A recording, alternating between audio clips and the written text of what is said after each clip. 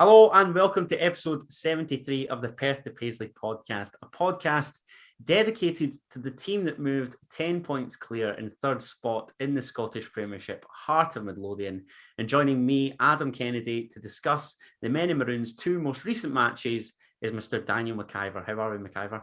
I'm doing very, very well. It's been a very eventful week in Heart of Midlothian world since we last spoke. So this is going to be an interesting show with, I think, a lot of ups and downs, both on the pitch and off the pitch. Undoubtedly, mate. Heart of Midlothian, the soap opera, is well and truly back. If we could record league positions of previous campaigns as well, that would be nice. Yeah. And it looks as though we're on track to do so after the recent matches that have taken place in the Scottish Premiership. We are going to talk about the first of those being defeat to Celtic at Tynecastle. We'll go kind of around the grounds with the matches that took place last midweek. So yeah, we're recording Sunday. This will be released Monday. Mm-hmm. Last Tuesday, as you're listening to this, folks, yes, St Mirren beat Aberdeen 1-0 in Paisley. And of course, the Wednesday matches involved our defeat to Celtic, like I say. Ross County lost 2-1 away. Last gasp lost to Dundee United at Tannadice. Motherwell and Hibs played out a 0-0 draw. The other 0-0 draw took place in the Tayside Derby between St Johnstone and Dundee at McDiarmid Park. And Rangers got the better of Livingston 1-0, courtesy of a fantastic goal, actually, from Scott Arfield. What did you make of the other 5 matches, if we include that St Mirren game, beating Aberdeen on the Tuesday night, mate? So I actually watched the entirety of the second half of the St Mirren Aberdeen game. And what conclusions did you draw from it? Aberdeen are very bad at football, is essentially one. They just looked lifeless. St Mirren were fine. It's a great goal. It's a good goal to win it. But again, it comes from a bizarre position, though, doesn't it? It's like top left-hand side of the box. Yeah. Weird. Like, I reckon. Aberdeen don't really press because I don't think they're expecting Conor Ronan to produce that. But it's a great goal. Were they winning any game? Yeah, absolutely. Definitely. The Aberdeen TV commentary, by the way, is a roller coaster of emotions. It's very, very...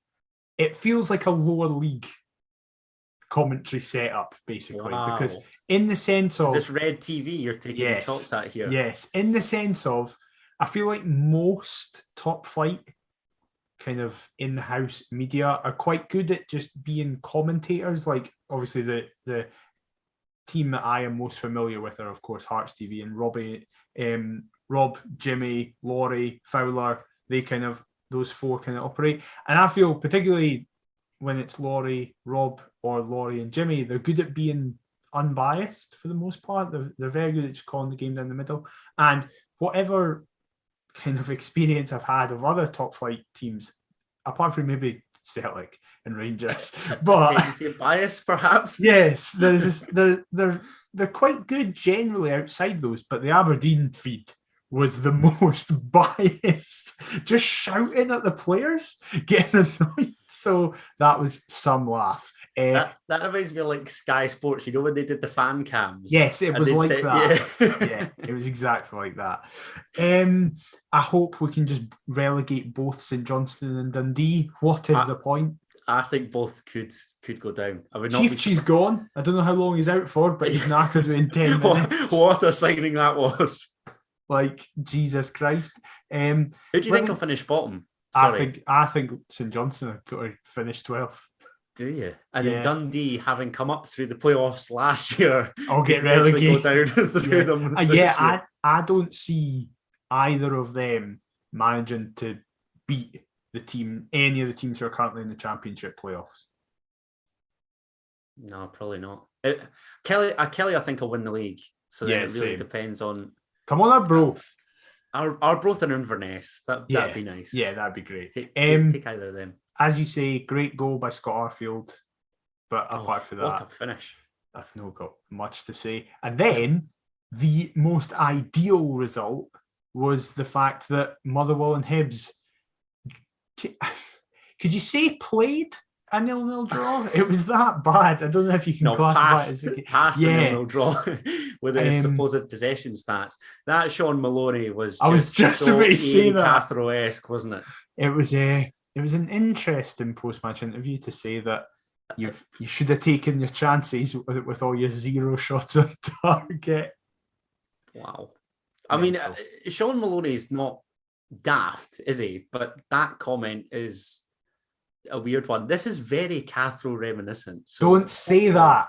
Don't say that just now. We can speak about that next week when we've hopefully won. I'm not making any negative comments about him. I'm just saying here, right now.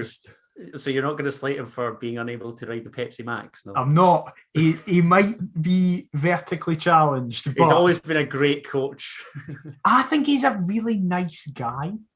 I think he comes across as a lovely guy. But the thing is, I also felt that about Cathro. I was like, they're both lovely guys who I don't really have anything negative to say about Sean Maloney apart from the fact he is Hibs manager. But I'm like, there's no good history of just nice guys doing well in the top flight of Scotland.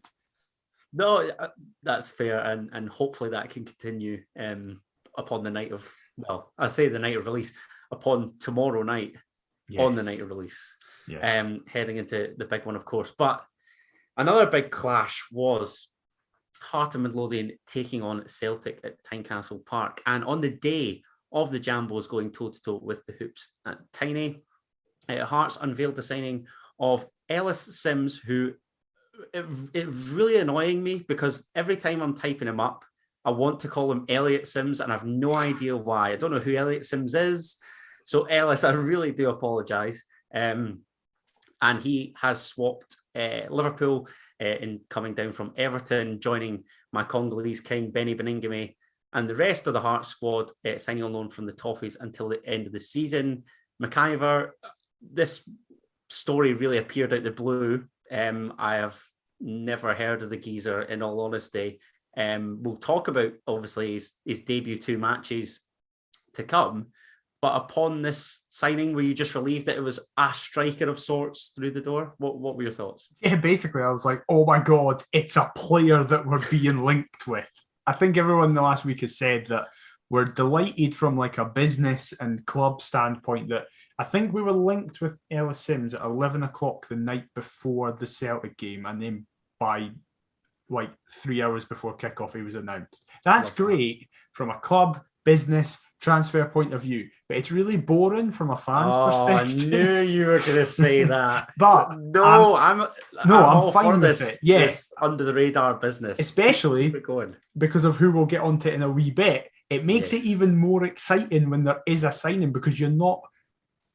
Because what often happens is when you get linked with somebody for ages, that initial excitement kind of dies down because you're just like, right, hurry up, come and eventually sign. It's a case of like, it's going to happen, just let it happen. Yeah, whereas with Joe Savage, it's like, we're being linked with somebody, oh my God, they're here. And you can't lose that excitement. Minus that first step. It's a case of, oh, who the hell's this? Yeah. But yeah, he's very highly rated. He just signed a new 3-year deal with Everton, made his debut at Stamford Bridge a month ago or something like that against Chelsea. Everton fans seem very, very high on him. They actually think he should have been playing more this season and are a wee bit annoyed that he's went out on loan. But Everton fans have been brilliant with us ever since the Benny catch as well, with their well wishes. So yeah, developing a real soft spot for the Toffees. So I know a few Hearts fans who are also Everton fans as well. Robert Borthwick, I think, is the only one I know. And then my dad's mate's also a Hearts and Everton fan as well. Everton. Interesting. A Gary Naismith Derby. Yes, exactly. Yes. But there was a place for the new man on the bench. Robbie would name just 2 changes to the Hearts team that comfortably progressed in the Scottish Cup 4th round after the 5-0 win over Auchinleck Talbot. One of which was John Suter recovering from his ankle injury, replacing Nathaniel Atkinson, and the other being Josh Ginnelly returning to the starting 11 in place of Andy Halliday, despite his heroics in Ayrshire. So, yeah, the men in maroon lined up as follows: Craig Gordon in goal. In the back 3, we've been so used to seeing of John Suter, Craig Halkett, and Stephen Kingsley. What? No, it wasn't.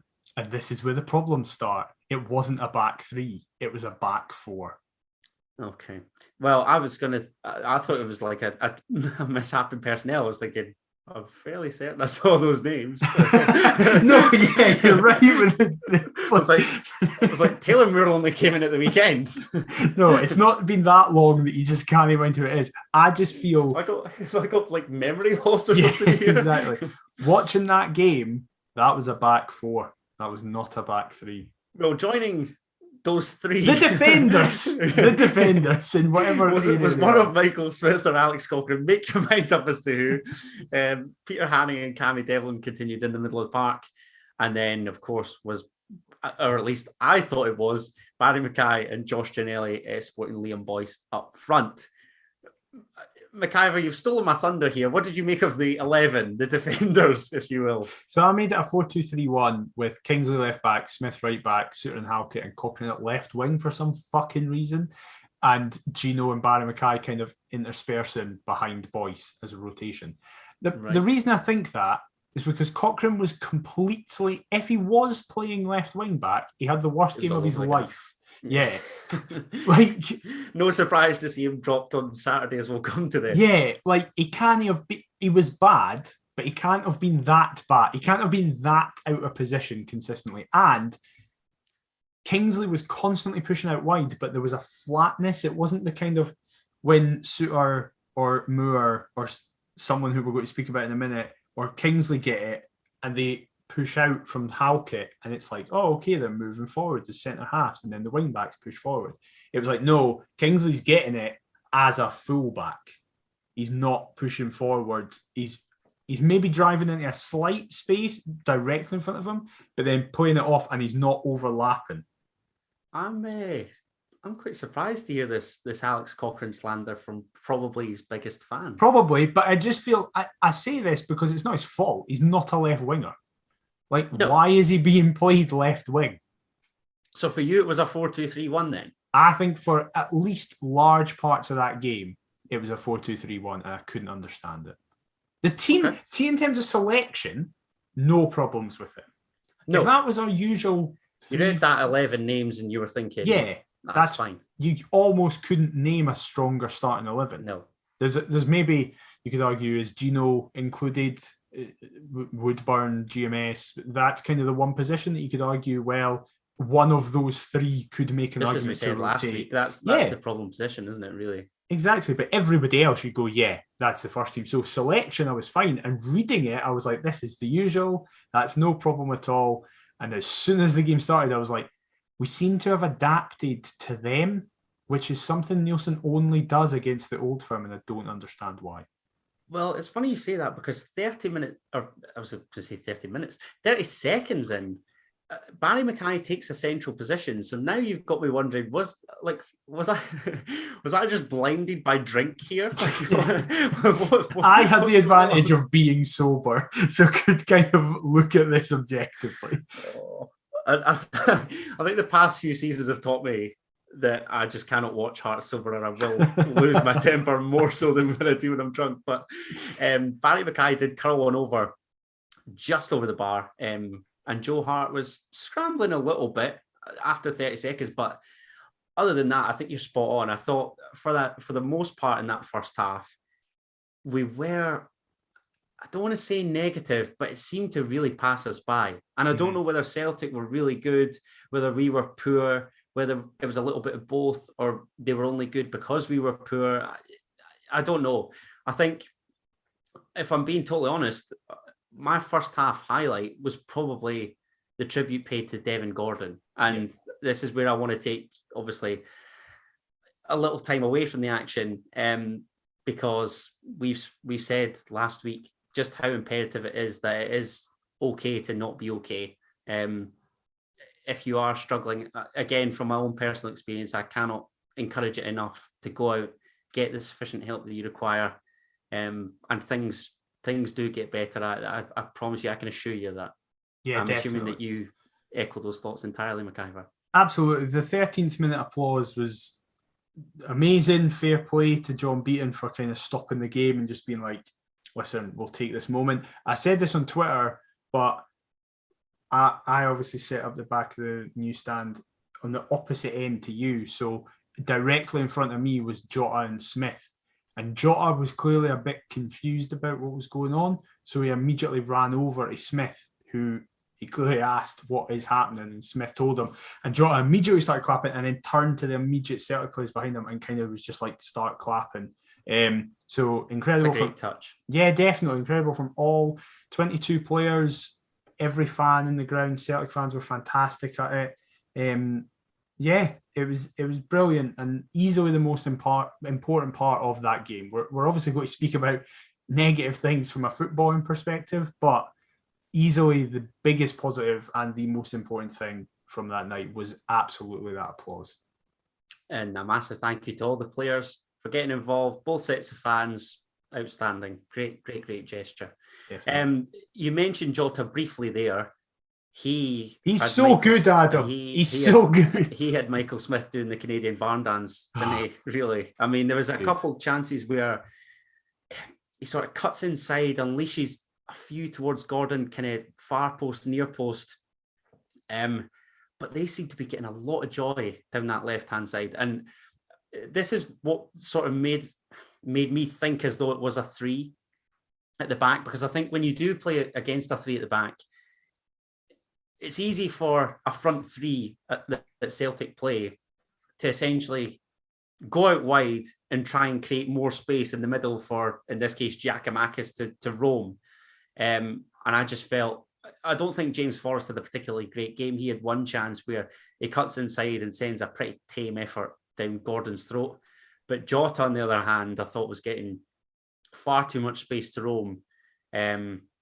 And I'll be astounded if Celtic don't pay the 6 million, because it's nothing to them, really. And I think they'll make an easy profit in a year or two on the guy. I think he's far too good for this league, definitely.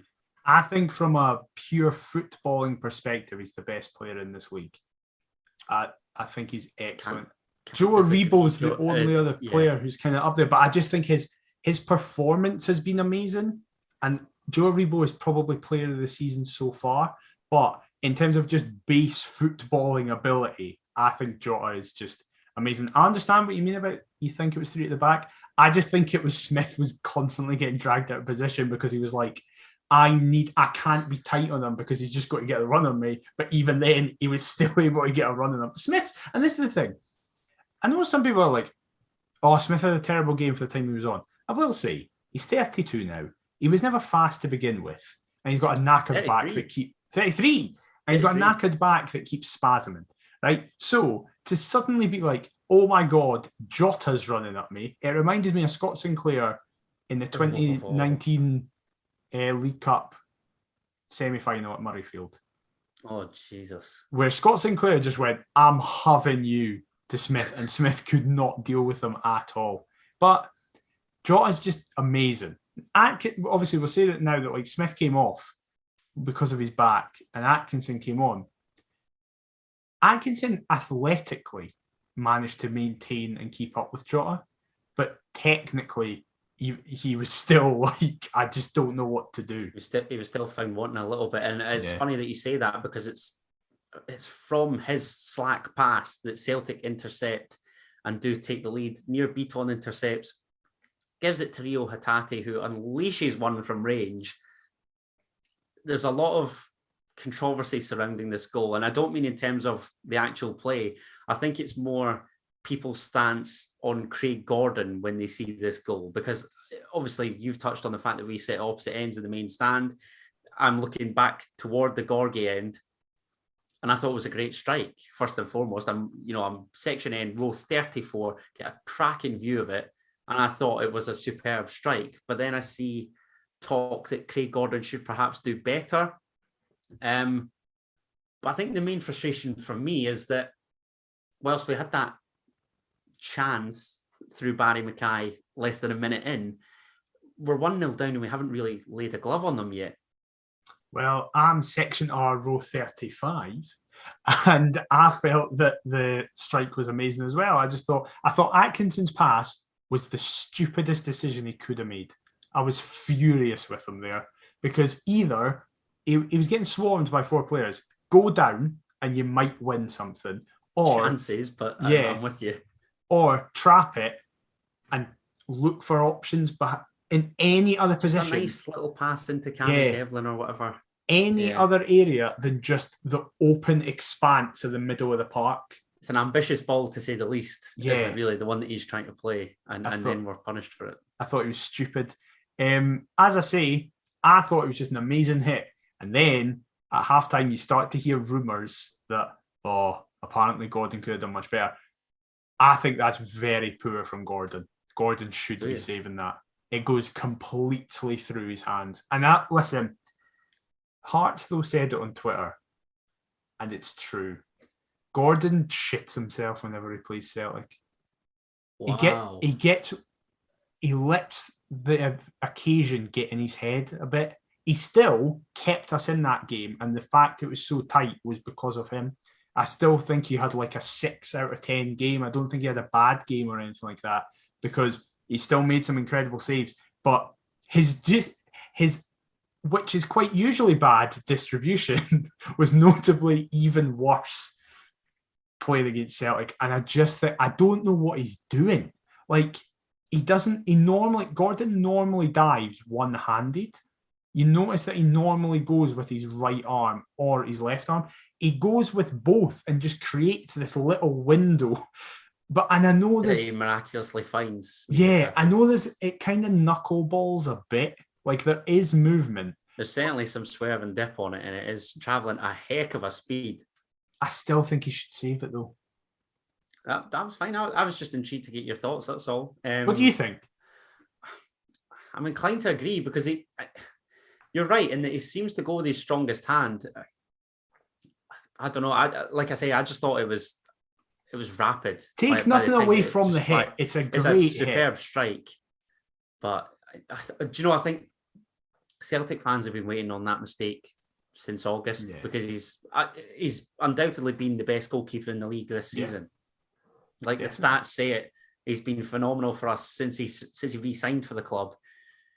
Maybe there is some kind of Celtic hoodoo within him. But I just think that's the case with Robbie as well, because that first half, we didn't really create anything. And it so reminded me of the COVID Cup final, where it could have ended up any score at half-time. And in the second half, we take it upon ourselves to create a contest. Mm-hmm. Yeah. Which is really annoying, because obviously they double their advantage heading into half-time. The goal scorer Hatate picks up an acres of space. Matt O'Reilly has all the time in the world. Centres for Georgios Giacomakis. Fantastic finish. Take nothing away from it. Hints of offside. I'll ask for your opinion on that. But it did get from bad to worse, just as we're trying to clear our lines on a couple separate occasions. And again, like, if Alex Cochrane's meant to be playing left back / left wing back, how on earth does Matt O'Reilly have such space on the right-hand side to then pick the pass, albeit phenomenal back heel finish, take nothing away from the finish, great goal. But then 2-0 down, and we've got a mountain to climb, McIver. Yeah, I think that this was the goal that made me go, there is no way Cochrane is left wing back here. He has to be in that kind of left-hand side of the field. He was up at the Roseburn, wasn't he? I know. I don't know what was going on. But listen, it's offside, but it's less offside than our goal. So I think we can really complain about it. It's one of those that's really tight that I can understand why it was given as a goal. And again, like I say, we carved nothing out. Yeah. Like, all sort of, I don't want to say expectation, but all kind of promise within the 90 minutes. You know, when Hearts are up for it, we can take the game to anyone. But Celtic didn't even give us the opportunity to do that early doors. This is the thing. To beat the Old Firm, 3 things have to happen. You need to be excellent, they need to be bad, and you need to be lucky. If all 3 of those things happen, you'll win. If even one of those things don't, you're not going to win. You're not going to get a result. I understand where people are like, for God's sake, look at that second half performance and look at the second half performance in the COVID Cup final. Why is it? It's easy then, because they think the game's done. Part of it is that, right? Where it's like they've got a 2-0 cushion. And I know you could make the argument, well, the COVID Cup final in this game, 2 different managers, 2 different set of players. So look, we are clearly shown something. And I get that. But as you said, Part of it is because they're like, right, 2-0, we don't need to be as intense. But secondly, just to be blunt, unless you're Rangers against Celtic or unless you're Celtic against Rangers, you can't push an Old Firm team for 90 minutes. You can't do what we did in the second half for a full 90 because our players aren't good enough to do it. I don't mean Hearts. I mean every other club in Scotland doesn't have the capabilities to be pressing a Celtic team or a Rangers team who are on form. Say if they're having a bad game, like they did in the 4-0 that we just battered them first whistle to the end whistle. That was because we played very well and they were very, very bad on that day as well. So I absolutely agree. I don't understand. For me, it's the bigger problem is the change of shape. I don't know why we changed that shape. At 4-2-3-1 with this squad doesn't work. It worked kinda last season. And I think Nielsen kind of played 4-2-3-1 out of necessity because he was like, listen, it's solid, it's got a spine, and we should in the Championship be able to do anything. And with that focal point in attack with Liam Boyce, it then really, like, we had to have 5 in there to try and provide for him in some stage. Absolutely. But now it's like, look, this 3-4-3 or 3-5-2, as we played in the game that we'll go to speak about soon, it clearly works. And I get it, as you were saying, going up against Jota at 3, that might have been even worse. We might be sitting here, get a beat 5-0 going, why did he change the shape to match Celtic, stuff like that? So he's kind of damned if he does, damned if he doesn't. But we just have to look at it and what we saw. And what we saw was a team that didn't look like they knew really what they were doing and were at complete 6s and 7s for the majority of that first half.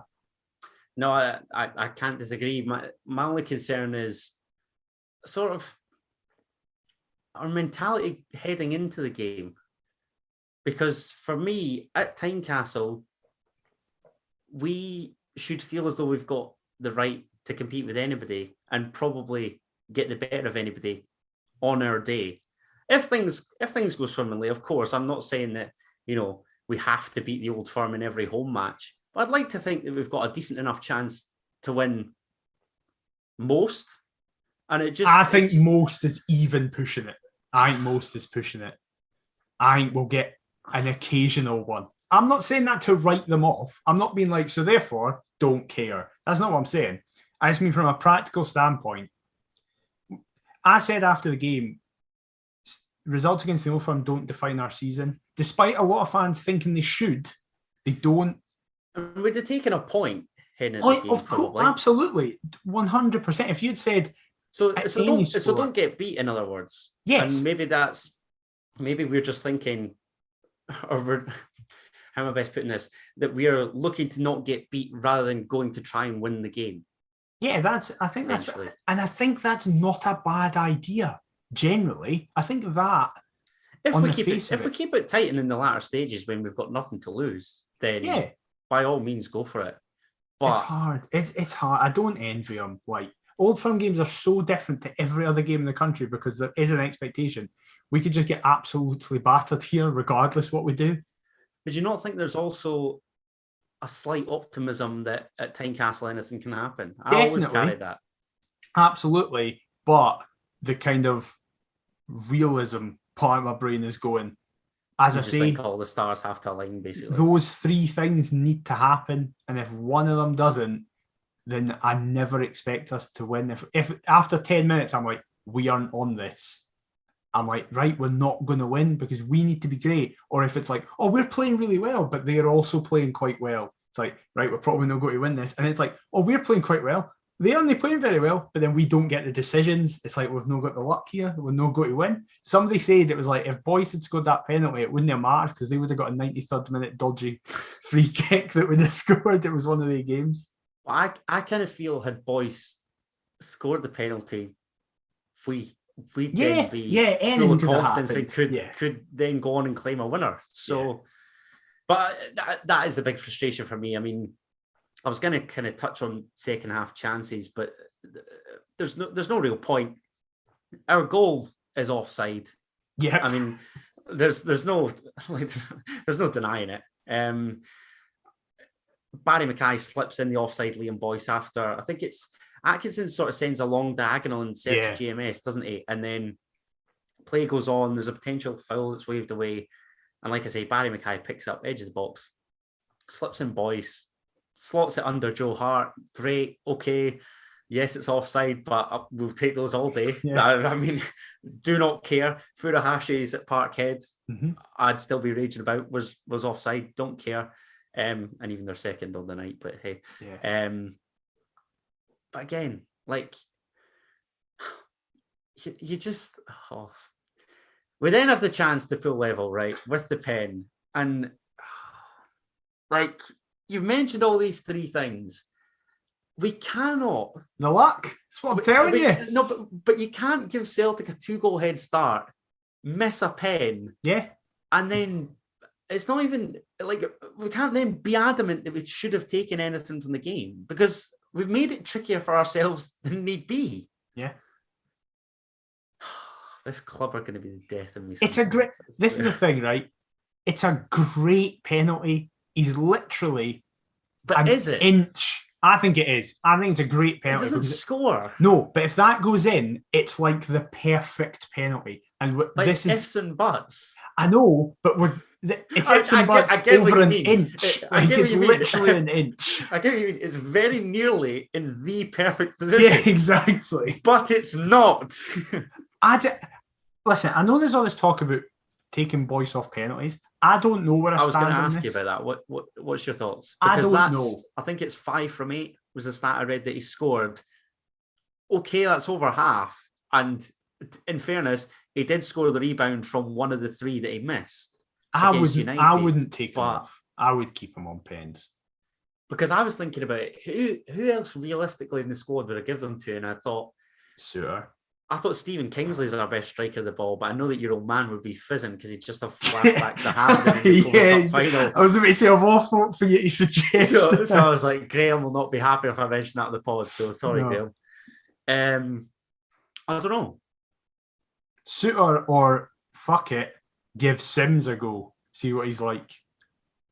Devlin and Benny yet to get off the mark. No, this is actually their golden chance. We'll speak about it in the second game. But I think they're both allergic to shooting. I think they physically can't do it. So that would be a disaster. They'd pass it backwards. They'd run up, trap it, and put it behind them. There is some kind of pull the trigger phobia that Hearts have. But you mentioned Ellis Sims there. He then nods over the bar after a lovely Stephen Kingsley delivery. Obviously came on for the absent Josh Ginnelly at halftime. I mean, it's all right. It's all right doing it against St Johnstone, Josh. But again, this is where my criticism comes. That is exactly what I said at halftime when he got brought off. Like word for word, that's what I said. Do you know what I mean? Like it can look outstanding against one of the other 11 teams that we're competing with in this league. Yeah, it's like I appreciate you looking outstanding in that against that one, but come on, like. We've had enough of these sorts of jokers in the past few years. Yeah. But anyway, Ellis Sims came on looked a real handful, didn't he? The big man. I love him. I was very impressed with his debut, and obviously we'll get on to chatting about the Motherwell match in a bit. But from what I saw on the Wednesday night, I was very encouraged. Oh, I love him. I love him already. I'm fully head over heels. His Barnett's tremendous as well. He's got a class hair, class beard. He just... The big man. He just is what you want from that. Now, I did, in fairness... He's what Paul McCallum should have been. Yeah, well, Paul McCallum didn't have that good hair or beard. Paul McCallum was a skinhead with no and that was Paul McCallum's problem. Maybe had he had a better Barnett and some sufficient facial hair, he might have bagged a couple. I think, right, he's very similar to Washington. Which is a weird comparison, I know. Right? Very weird comparison. They're not even similar players. No, I think they are. This is the thing. Do you? Because Nielsen said it. Nielsen was like, people look at him and assume that's a big target man. When in actuality, he likes running in behind and holding the ball up. Play a bit. Yeah. I think he's like Washington. Again, I'll explain this more in the Motherwell game because that's where I realised that's who I think he is. But he just was... Everything stuck to him. I know I've just said he's like Washington, but everything did stuck to him. His hold-up play was great. It's better than Connor Washington. I mean, technically, so far, yes. He is so far, yes. I would have loved Washington in this team, though, by the way. I would have fucking loved Connor Washington in this team. And we could have done with somebody else last season, but thanks for that, Connor. Yeah, it's fine. He's doing well at Charlton, I guess. Ellis Sims, he's come in so far, so good. Very impressed. Definitely, and I think, look, the introduction of the two Toffees changed that game for me, or former Toffees, I should say, because how good is it to have Benny Beningame back? My Congolese king has returned. And do you know, in that Celtic game, I was thinking, it must be tricky enough for a professional footballer to come on at 2-0 down anyway. I think Celtic aren't quite at that same level. So perhaps Benny just came on and looked outstanding against a leggy Celtic midfield. But I really did think when he came on, he was by far and away our best player. I love him so much. I'm going to be heartbroken when he leaves because it's just inevitable. He probably was so good. And it's the biggest compliment you can give considering they only got like half an hour. He probably was our best. He probably was our best player. I still have issues with his lack of wanting to pass a ball forward. Like he can, and I think that frustration comes from the fact that he can do it. The few times that he's done it, they've all been like pinpoint passes. Yeah, it's like, Benny, do that. Like, do it more than once in a game. Isn't it amazing how last week we were telling Josh Ginnelly, or the week before, to do the simple things, and now we're saying, Benny, you do the simple things so well. Let's be a little bit more ambitious. Yeah, exactly. Come on, Benny. But it is kind of like, just move it a bit quicker. However, he's such a tidy footballer. I just can't remember times where he's actually lost the ball when he's been in control of it. Oh, he's so good. I love him. Honestly, he's been my favourite player in a good wee while. Absolutely adore him, and it was great to have him back. But ultimately, it's a little bit too little too late. We gave ourselves too much of a mission. And my final point, actually, before we move on, Celtic Football Club. We've praised the fans, we've praised Jota, we've praised their attitude generally towards the whole Devin Gordon malarkey. See their on-pitch conduct. My goodness gracious me. Just the cramp situation. Getting a stretcher for cramp. Jota's hamstring at Parkhead was bad enough the last time and play got stopped. A stretcher for cramp. I've never seen time wasting like that in my life. For those who didn't watch the game, he didn't end up using the stretcher, but a stretcher was called. It was called for a millisecond. Yeah, it was mental. And then all of a sudden he miraculously gets back up. I can't even remember who it was. I want to say it was Jota, but I thought it was that new signing. It might have been Matt O'Reilly. I thought it was Matt O'Reilly. Who was excellent, but you're a scumbag. Honestly, how did Nir Beaton stay on the park as well? That was unbelievable. Like, how many handballs do you want? The one in the box that obviously is our penalty. Yeah. He and O'Reilly both handle it there. But did you see the one down by the wheat field? Oh, it's insane. It's absolutely mental. How can you not see that? Yeah, it's bizarre. It's absolutely astounding. But hey, I mean, incompetence from Scottish officials. It wouldn't be an episode of Perth Paisley without us mourning about it. But let's put the Celtic game firmly behind us. I'm trying to be positive. It's only our second home defeat of the season. We've got more meaningful matches to come, one of which was played at the weekend, and we'll get on to chatting about that. And let's get stuck into it, because at the weekend, Hearts did take on Motherwell. Robbie Neilson made 6 changes with the Edinburgh Derby obviously now at the forefront of his mind, my mind, your mind, everybody that's listening to this is mind. And look, there were a couple enforced changes in the defence. Taylor Moore came in for Craig Halkett, which would have been a big concern of yours for a fact. Within that back three, Nathaniel Atkinson and Andy Halliday replaced the injured Michael Smith and Alex Cochrane, who dropped onto the bench. My Congolese king was back in amongst the starting 11, replacing Big Pete to join Cameron Devlin in the middle of the park. And GMS supported Liam Boyce and the incoming Ellis Sims, who we touched on briefly, making his first start for Hearts, outdropped Barry Mackay and Josh Ginnelly. What did you make of that 11, mate, when you first saw the team? I can't remember my exact reaction, but it was something like, what's going on? Like, we knew that Halkett and Smith were going to be missing. Nielsen confirmed that during the week. So I was like, okay.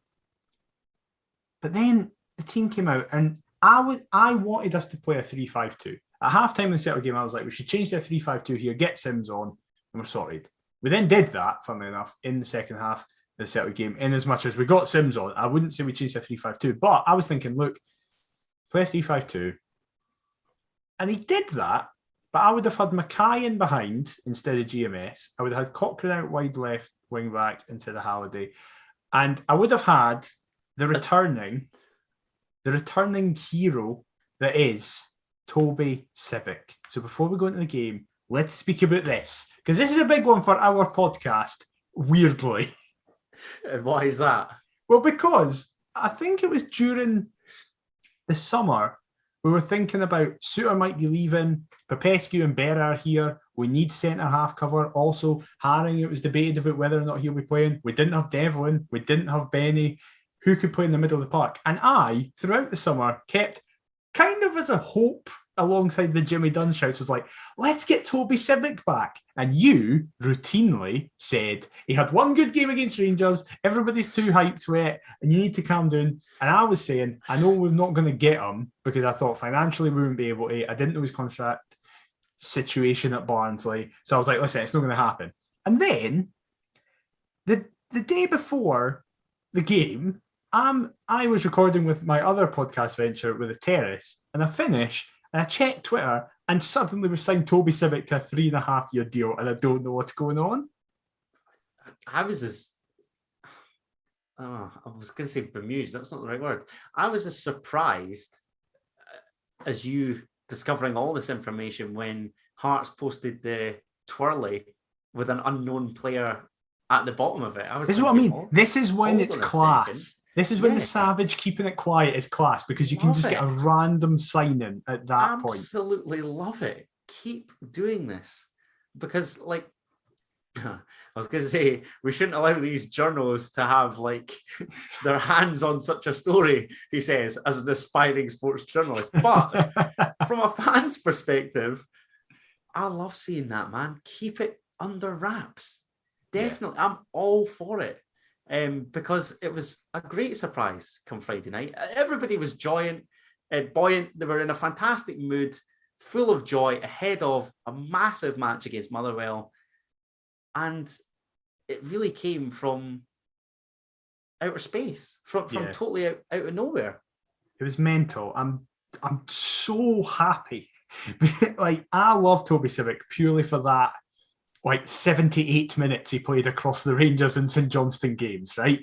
I was going to say, what is the grand total of minutes? Because that was my only complaint. Like, the timeline, I was just scrolling down it, and everybody's just...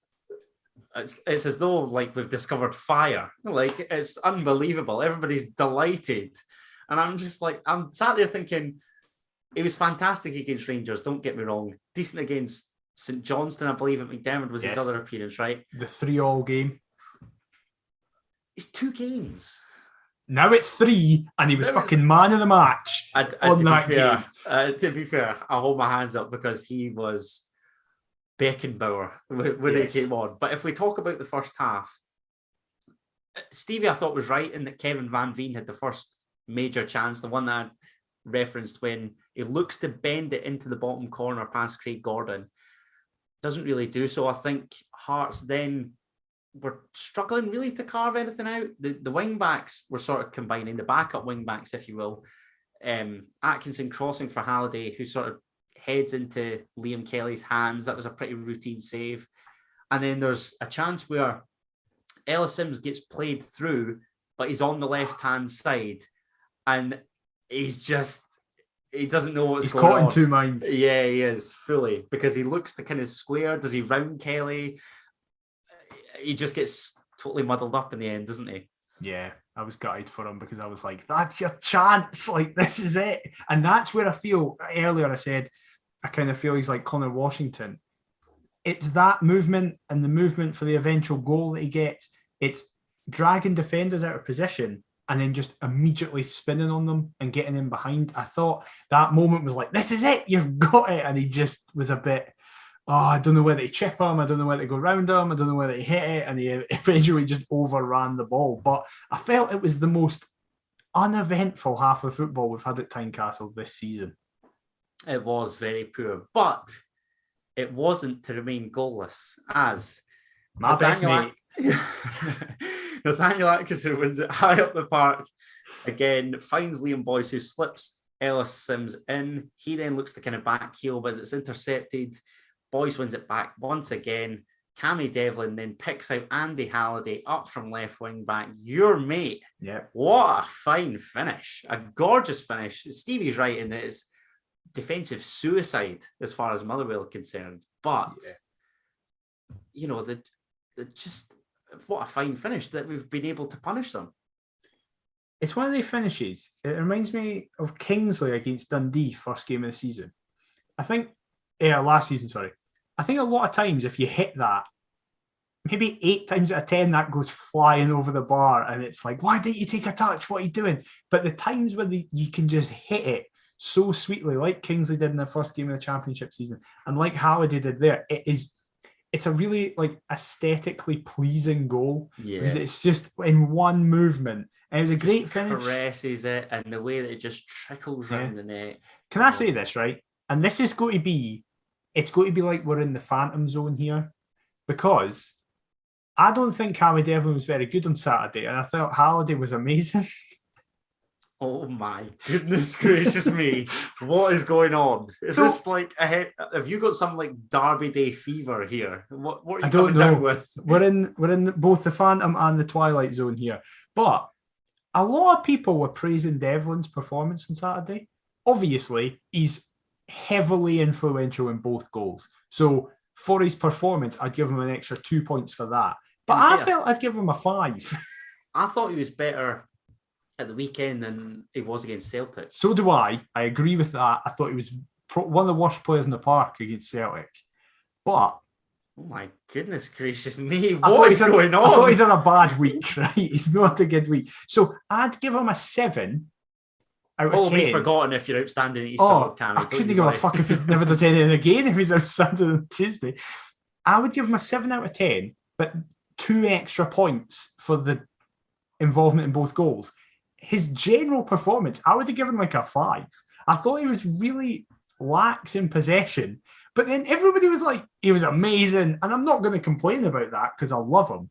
But I just felt he wasn't great. Like, I don't think he was awful or anything, because I don't think anybody was awful in that game. I just didn't think he was that great. And then Halliday was brilliant. Like, he was so good. And it's like, it was as though we were back at Beechwood. Yeah, what's going on? Don't know. It has to be because his deal's expiring at the end of the season. I think a large part of it is that. Shit. Yeah. I need to get the finger out here if I want an extra year at Hearts. Or I think he's going to get given it. Do you? Yeah. And you think Big Pete won't? Yeah. Oh, you are going to be spewing. Oh my goodness. Get the popcorn out for that, folks, when it inevitably arrives. Listen, I want to say this because I got a lot of mentions on Saturday after Halliday plays very well, right? Keep that going as well. If Halliday halves his wages, I'm fine to keep him on for a year. Okay. Only if he takes wages that is in line with a squad player. Yes. That's the concern. Not if he keeps the same level of wages, because we could get 2 Andy Hallidays for that. A week. Yeah. Okay. That's fine. Listen, I'm being nice. This is the thing. I put this forward last week and you were shooting me down for it. I know, but this is the thing. I'm being nice to everybody because it's the derby on Tuesday. So it's positive reinforcement. I'm not going to criticise any of them. Come Wednesday morning. I won't criticise any of them. Have a look at Twitter and Mackay was going through the entire 11. Yes, exactly. Oh, fantastic. Look, you've referenced your mate. His goal was the only difference in that first half. And then another one of your pals was getting right on my tits come the start of the second half, because Gary Mackay-Steven is presented with a golden opportunity to put Hearts 2 to the good. Andy Halliday and Stephen Kingsley are again exchanging passes before my Congolese king does what he does, gets on the ball, lovely pass out wide. Then it's Atkinson, helps it on to Devlin, and GMS, man, scuffs his lines at the edge of the box. And this is the thing. I saw a lot of praise for Andy Halliday's performance, quite rightly. I then see praise for Gary Mackay-Stevens' performance on Saturday. And I'm starting to wonder, what do some of our fans see? Because, I know what you're going to say, and yes, I did advocate the signing at the time. That's not what I was going to say. I wasn't going to say that. I've given him plenty of chances to prove me wrong.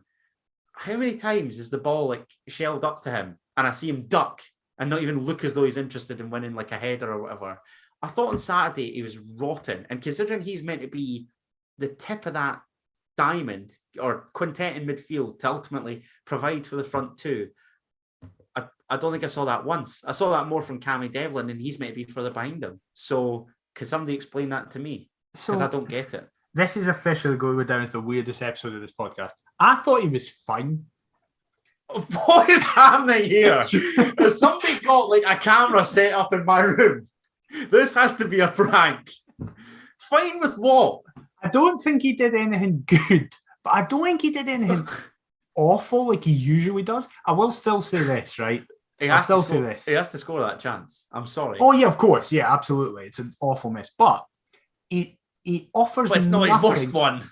It's not his worst. No, the fucking chance where he missed for a yard is the worst. That's my point. Like, oh right, I see. Sorry, it's yeah, bad. Yeah, it's not that bad. Put up with previously. Yeah. Sorry. I think he is like a child going into tackles. Like players don't notice him. It's just like he isn't there. He's the most lightweight player I've ever seen for Hearts. And I remember Chowley, right? Oh, I remember him, who was the biggest lightweight I've ever seen. But I thought GMS was like, I think his passing was fine. I know the comparison is Barry Mackay, which is like comparing me to Barry Mackay, right?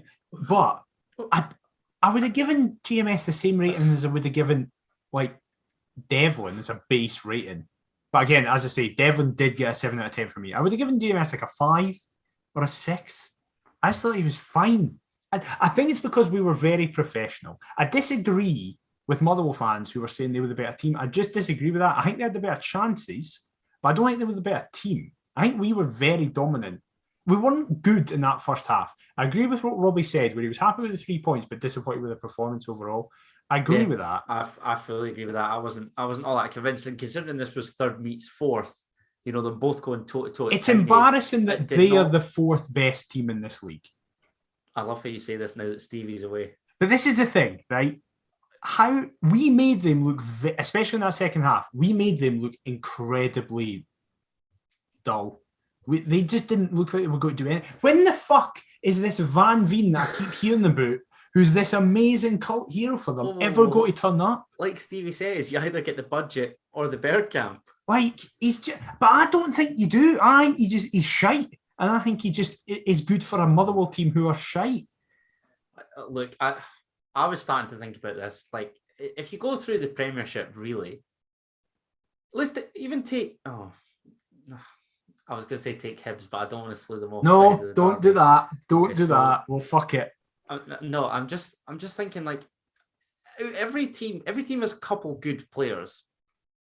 That Dundee United team is nothing special, really. I think Ross County are the fourth best team in this league.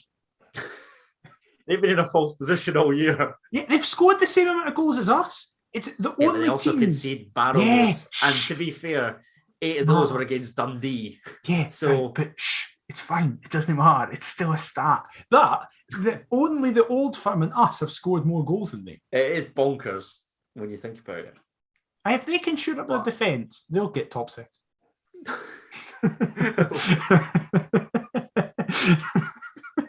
So in Dundee, miraculously overtaken Ross County, we know who to blame. But Sibbick came on and he was fucking amazing. He was.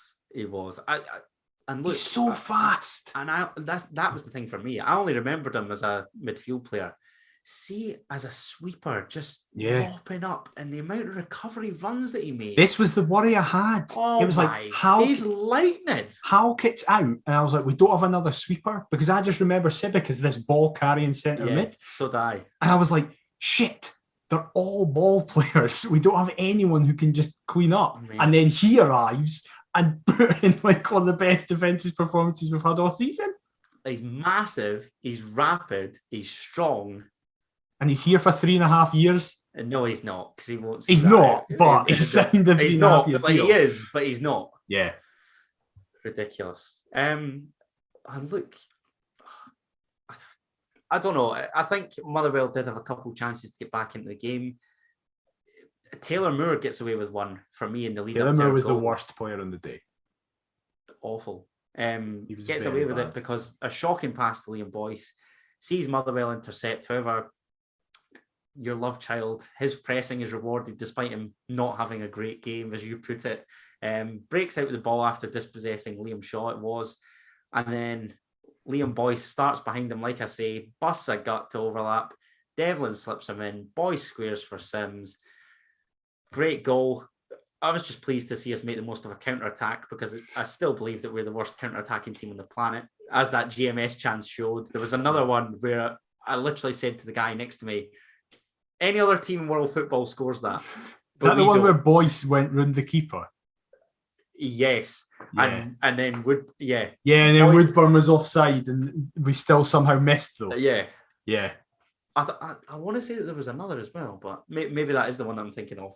But all in all, decent. I wanted to ask quickly before we get into previewing the derby. There was a chance where Andy Halliday's he slipped in and he's kind of body checked by Nathan McGinley in the box. Was that a pen? It's a fucking Stonewall penalty. It's unbelievable. Like, surprise, is it? We nearly got through a game without speaking about officials. Two things.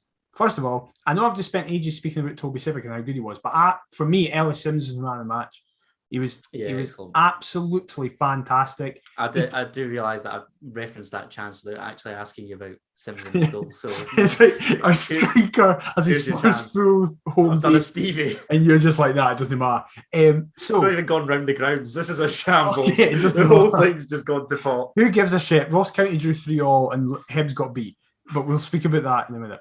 So Ellis Sims played 90 minutes for Everton on Monday night in an under-21s game, then played 45 minutes for us on Wednesday against Celtic. Having signed on the Wednesday. Yep. Then played a full 90 against Motherwell on the Saturday. With a couple training sessions under his belt.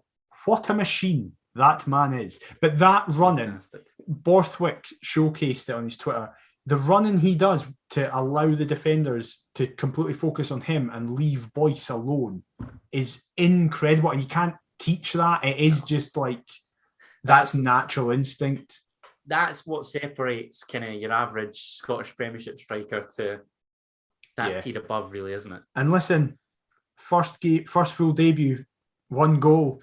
Like, you can't ask for more than that, really. 1 goal and 1 start, fantastic. Yeah. You'll love to see it. Hopefully, he's got one up his sleeve down Leith Way. Oh, he can. On if he does that and we get a result, he doesn't need to score the rest of the season. I don't care.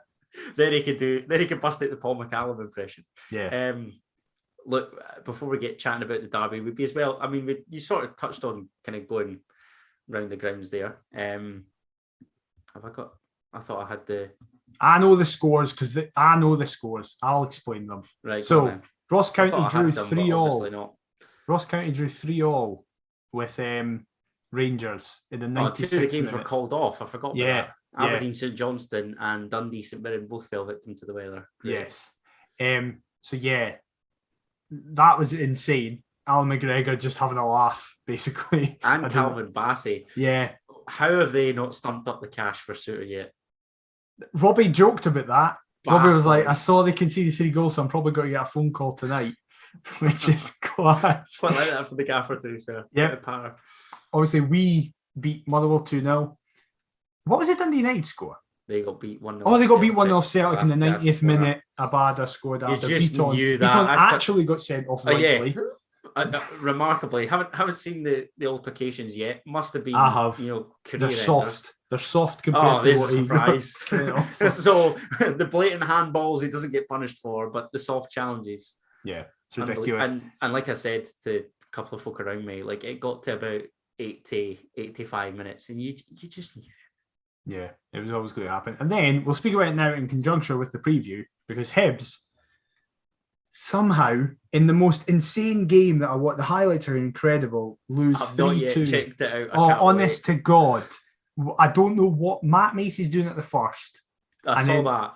What the defence are doing for the other two. I have no idea. Which, by the way, what he raised this point. Let's speak about the Hibs game now, because obviously playing Hibs on Tuesday. Go for it. Leanne Crichton was very condemning of Sean Maloney's post-match interview. Because Sean Maloney said that he was very disappointed at the fact that they lost 2 goals from set pieces. And he was thinking, we were the better team overall. We should have won that. And it's very disappointing from our perspective that they conceded goals for set pieces. And then comes back to Leanne Crichton, and she was like, I think that's very disrespectful to Livingston, who were by far the better team. Livingston had 19 shots at Easter Road. And she made the point that Cadden's freak goal, that doesn't happen in any other game of football. So she was like, so they should have been beaten 3-1. Never mind 3-2. She was like, they shouldn't have been in the game at all. Adam, I'm worried. I'm scared and I'm worried. I get what you mean. Dad seems adamant that a Celtic Hearts double is where your money's at.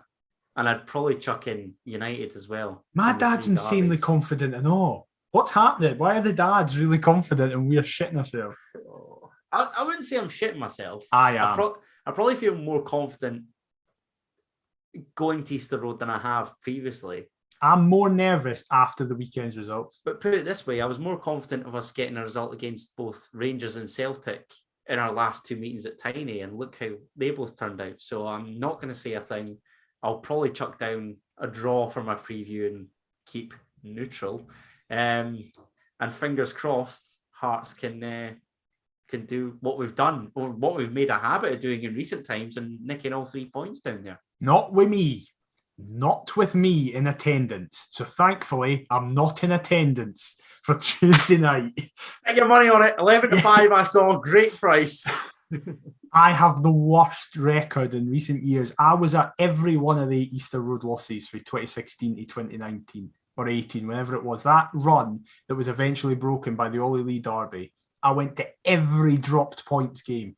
Which was my first time at Easter Road. Fuck you. Worst I've seen is a 1-1 draw. Right, the worst I've seen is one of the worst results in our history, where we got beat in the replay. Then we travelled there the next season and got beat again. Exactly. The money. No, the worst was the 3-1, surely. With Grant Holt scoring and Andrew Shinney, I think. I think I was. Was that what it is? I missed a penalty and then scored the rebound. Yeah. I think I was there for that as well. Yeah. I think I was there for all of them. And then Ollie Lee's boot saved me. And then I was at the last Easter Road game where we won 3-1 and we were amazing. How good was that? But honestly, this is the fixture at this particular venue that I have been craving. Well, this defines our season, I think, because if we win it, we go, obviously, depending on the Motherwell 15 result, points clear of Hibs. Anyway. 15 points clear of Hibs as a basis and potentially 13 points clear in third. Because Stevie said they travelled to Paisley to take on St Mirren. St Mirren, which I can see St Mirren getting a result. I'm not saying I can see St Mirren winning, but I can see St Mirren picking up particularly points. having not played at the weekend. They'll potentially be fresher. Yeah, I could see that. I'm just having a look at the other fixtures, just for those that are interested. Obviously, the Dundee Derby, like I say, is at Dens. Our trip to Easter Road. Livingston hosts St Johnstone.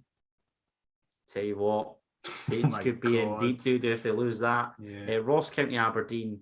And like Stevie said, the Steelmen travel to Paisley to take on St Mirren. Couple interesting clashes alongside the derbies there. It's going to be a great midweek, and obviously then the Old Firm on Wednesday. What team would you play? That's what I was going to come to next, so I'm glad you said. Gordon in goal. Back three of Kingsley. Oh, God. Is Suter back in time? This is the concern. I hope so. Because if he is, then I'm probably going Sibbick in the middle with Suter. Cochrane. Halliday was brilliant at the weekend. Do you chuck Halliday in at Easter Road? I think he's been good in the derbies. Has he? Is that a thing? Well, he was good in the derby at Hampden, I thought. I thought it was all right. I thought it was fine. I think we were very reliant on Haring and Naismith in that derby. They were definitely the two standouts. Yeah, that's true. And Whiten. So what, you're chucking Cochrane in that? No, I'd play Halliday. After the nuke that he had against Celtic. Nah, I'd play Halliday.